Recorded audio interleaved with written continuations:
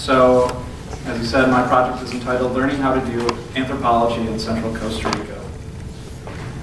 So, before I left the United States, I knew that I had to come up with my own personally designed research project for my semester abroad in Costa Rica. What I wanted to look at was the social and economic impact of employing fair trade in coffee production.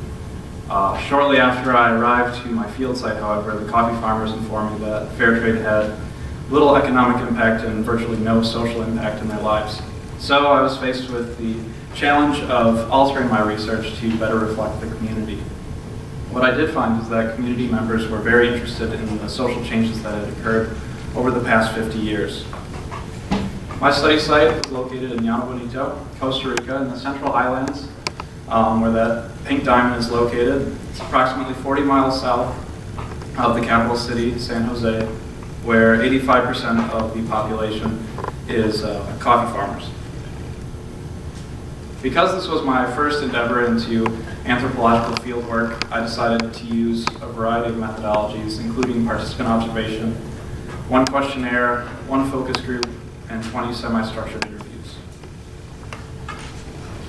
For the participant observation portion of the research, I tried to live life as they do in Llano Bonito, having a variety of experiences from bagging and roasting coffee for the coffee cooperative, Coffee Llano Bonito, working on my host father's coffee farm, watering and gathering herbs for the Women of Proal, the alternative health group in the community, practicing my arts and crafts skills with the Angel Mujer group, and also attending cooperative events and a variety of other community meetings. Here we have a picture of a church meeting that I participated in where we were deciding how to celebrate Holy Week. So I also used a questionnaire, and I found this to be relatively ineffective in gathering data for two reasons. The first was that the responses I received were very sparse, and also the questions needed a lot of clarification, so it wasn't very effective and I didn't use it for very long. What I did find of the 9 responses I received is that there was a lack of commitment towards collaborative and cooperative efforts in the community. I also implemented what I'm calling a focus group type of activity. Every Friday I taught English at the local high school, and for one of the English classes I had the students interview each other, asking each other this series of questions. Do you go to church on Sundays? Do you watch more than 2 hours of TV per day? Is soccer your favorite sport? Are you a sapricista, which is the local club team? Do you like to learn in school? Would you like to study at university? And would you like to work with coffee? At the end of the activity, I had all the students report back to me, so I knew exactly who had said yes and who had said no to the questions. And I found that every single student in the class indicated that they wanted to study at the university, and none of the students wanted to work with coffee. I also conducted a series of 20 semi-structured interviews.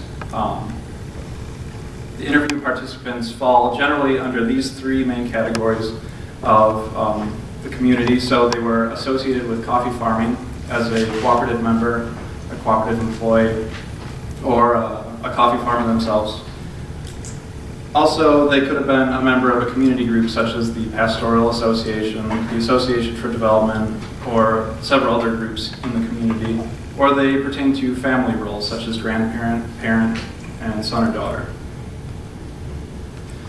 So 2 main themes came up when I was conducting this research. The first is that of urbanization. Urbanization is the process by which rural populations migrate towards urban centers.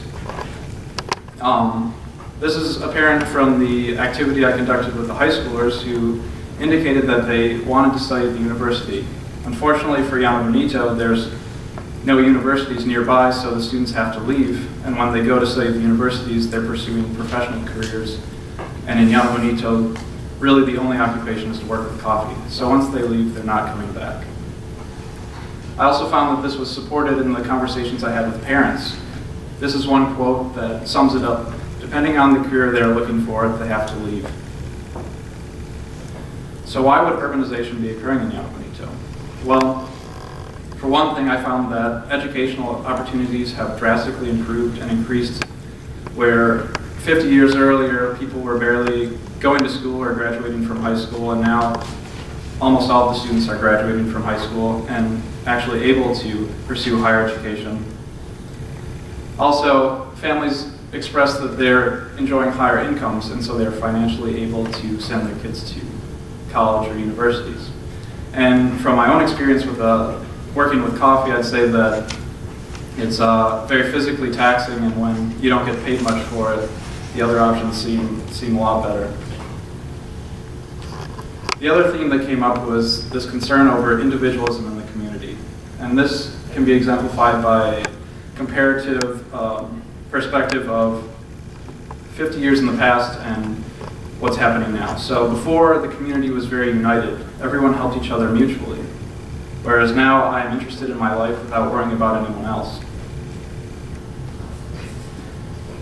So individualism increases, according to the literature, as an inherent product of modernization. It also increases as incomes increase. And I found that this was true. Like I said, families are enjoying higher incomes, so this definitely could play a factor in the increasing individualism in the community. So, in conclusion, I guess some of the community members were concerned with what is the future of Llano Bonito. If everyone's leaving and no one's really living for each other, they're just living for their own personal economic gains, what's going to happen to the community? And I don't really have a good answer for that question, but that's something that I was left with. And also, when I returned to the United States, I kept in contact with my host family. I was talking to my host brother, and he told me about they installed an indoor soccer facility in the community. And when I was living with the family, my host brother never left the house. And after he was telling me about this, he said that he was going to play soccer every night with his friends. And so I'm interested to see, is this soccer facility producing differences in individualism in the community by causing people to collaborate and group together and join in the community. But also, the other change that my host mother told me about was that the coffee prices have fallen drastically. And I'm interested to see if this is furthering the urbanization by providing more motivation for the students to get out while they still can, or is it inversely affecting urbanization by families aren't as economically able to send their students to college anymore. So with that, thank you.